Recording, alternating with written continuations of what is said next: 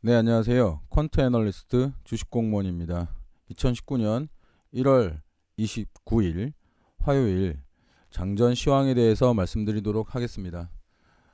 먼저 미국 시장을 살펴보면요.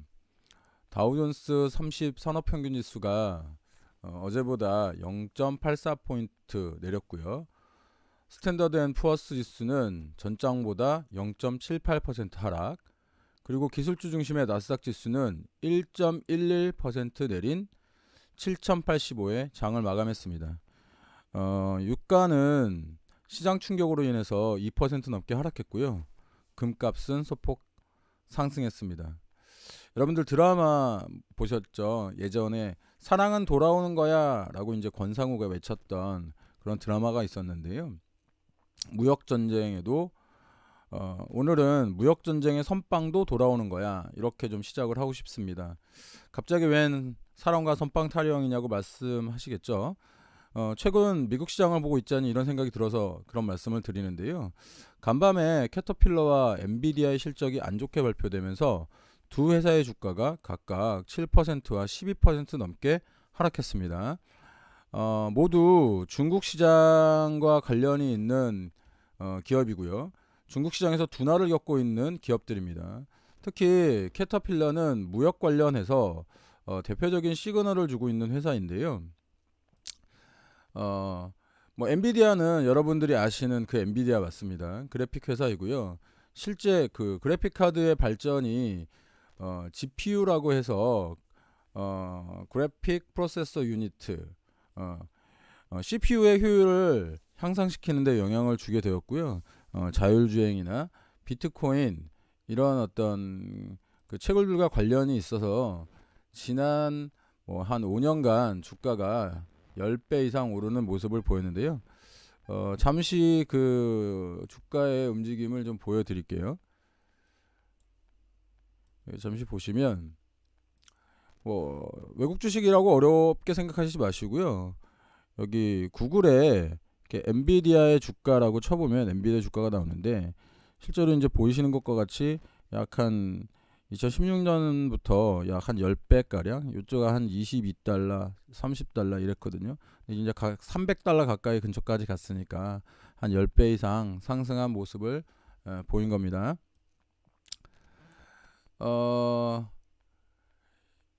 그런데 이제 그 중국 시장 둔화 이야기가 어제 오늘 이야기가 사실은 아니잖아요. 지난 1년 동안 중국 시장이 이제 가파르게 하락했습니다.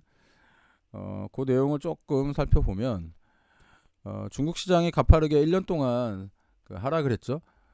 그런데 미국 시장은 뭐 그것과 상관없이 지속해서 올랐어요. 그 상해 종합지수를 보게 되면 보시는 바와 같이 미국 그 중국 시장은 이렇게 가파른 하락 모습을 보였습니다. 그런데 그 미국 시장은 어땠느냐? 미국 시장은 계속해서 상승을 했거든요. 근데 최근에 좀 떨어지는 모습을 보이고 있는데, 이게 중국 시장 자체가 이제 둔화되면서 미국 기업 중에 중국향 매출에 영향을 받는 기업들이 향후 성장에 비관적인 의견이 나오기 시작하는 겁니다. 또한 그 기업들이 속해 있는 섹터에도 비관론이 커지고 있는 건데요. 실제로 그 아이폰 카메라 레이저 부품을 생산하는 루멘텀 홀딩스가 매출 전망치를 낮추는 실적 발표에서 최대 고객 중 하나가 부품 주문을 대폭 줄였다라고 밝혔습니다.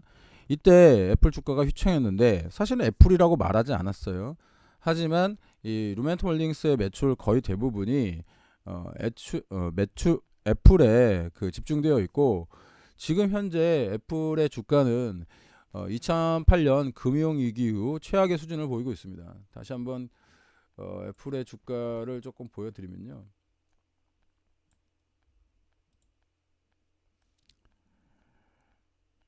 여기 보이시는 것 같이 애플의 주가가 지금 가장 최근 1년 들어서 무지막지하게 떨어지고 있습니다. 이 장중 한때 그 시가총액 1위를 그 마이크로소프트에 내준 적도 있었습니다.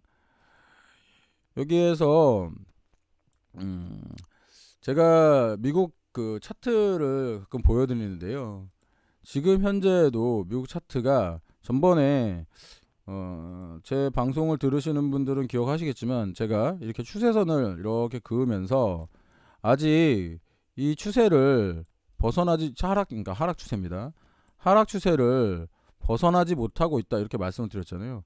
공교롭게도 추세선에 딱 걸리는 모습이고 지금 뭐 미국 주식에 투자하시는 분이 계신지 모르겠지만 미국 주식에 투자를 하신다면 요 지금 추세를 어느 정도 전환하였을 때 미국 주식에 투자를 하시라 이런 말씀을 좀 드리고 싶습니다.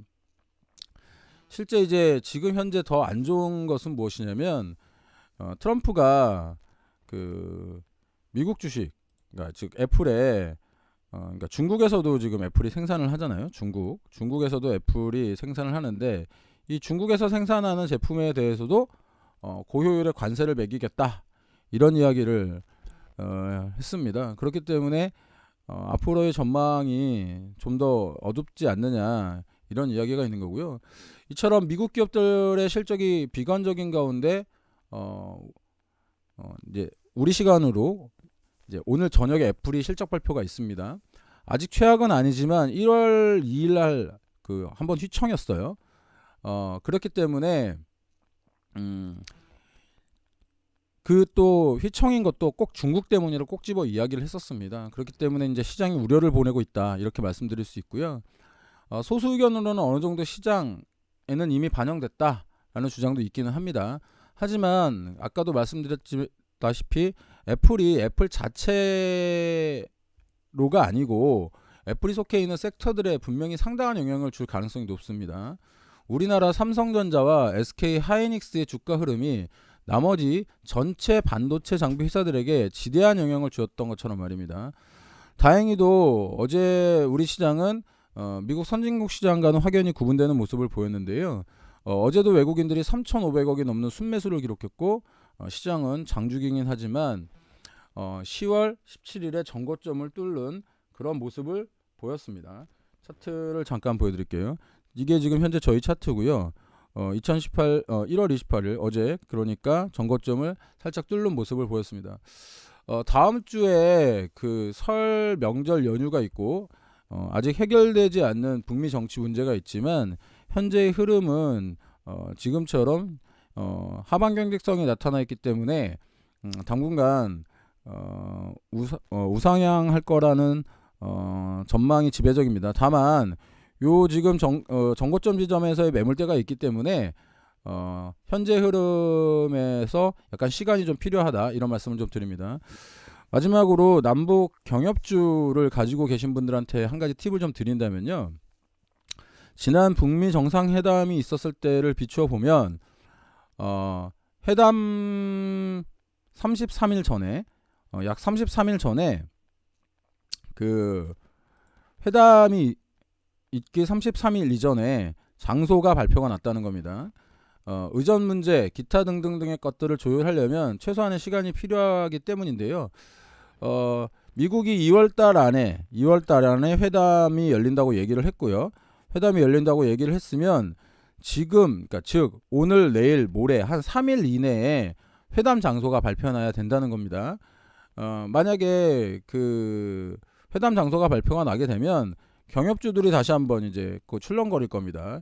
이 경협주들이 출렁거릴 텐데 발표가 난 다음에 관심을 가지지 마시고 발표 이전에 관심을 가지시기를 바랍니다.